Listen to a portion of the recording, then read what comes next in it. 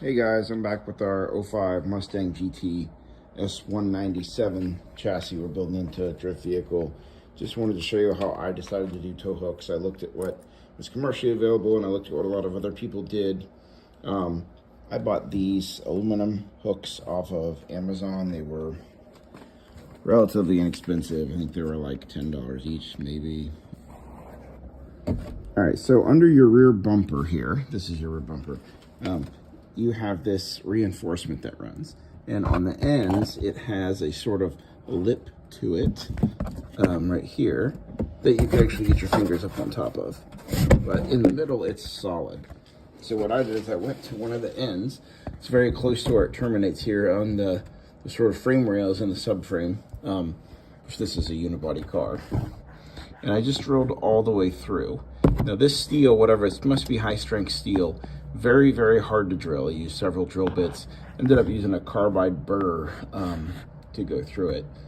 And then I got, this is 10.9 metric hardware to attach it, and I used some backing washers.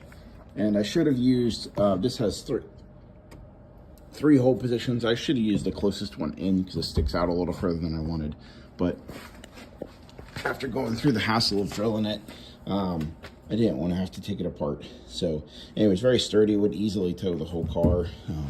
And you probably couldn't lift the car up from that, but that's not really the goal with the tow point. For me, anyways. And for the front, so the reason I did that with the rear is because I had already done something very similar with the front. So the front has basically the exact same bumper with the exact same profile. And I took the bumper cover off. And I went to that same channel reinforcement underneath. It sort of is the similar thing. See, there's your bumper reinforcement, and in my case, mine was damaged. This car had wrecks prior to my ownership of it, so I'm not sure if you can see right there. Those are the bolts up top, but it has that same lip profile to it. So just drilled through. I thought it was much easier. I just popped the bumper cover off. It's only held on with a few bolts, I think 2 10mm per side, and then I have these two up here that are sheet metal that someone added. So not sure exactly how much easier that is in the factory setup. And then of course I have no headlights to worry about unplugging or anything. And then I just made these cuts in here with a multi-tool and some sandpaper to smooth them out. So again, this sticks out a little further. I had tried it on the next hole in, and the hole was partially obscured. So I just moved it out a little bit, and then I added my requisite tow point stickers, even though those are fairly obvious. So again, like,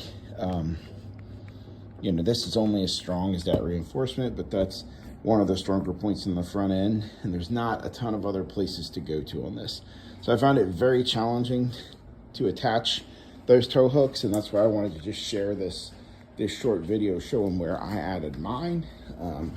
There are race shops that sell tow hook kits, and for the most part it looks like they're supposed to slot in that channel so that you don't have to like cut or drill, but especially my front channel, that wasn't going to be an option because it's messed up. So I think these will work. They should pass tech, and if anybody else is looking for a solution, this is one. Again, that steel is very hard, so make sure you have very high quality drill bits. These are Milwaukee thick steel drilling bits, and so they're very hard, and actually they're so brittle that I actually broke several of them because the inside of that rail is such a weird profile. It has like a big dip in it. It just tends to grab the bits. So I ended up using some of these carbide burrs. So this is the bit that I ended up using. It's got this round profile so that you can stick it right up against something and it sort of chews its way through.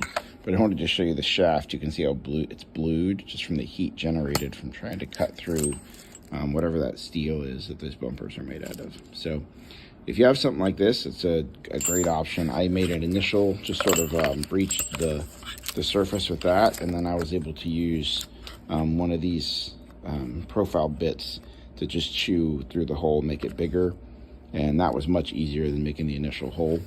And then once I had my hole started, I used a drill bit, like again, a very expensive high-strength steel built drill bit.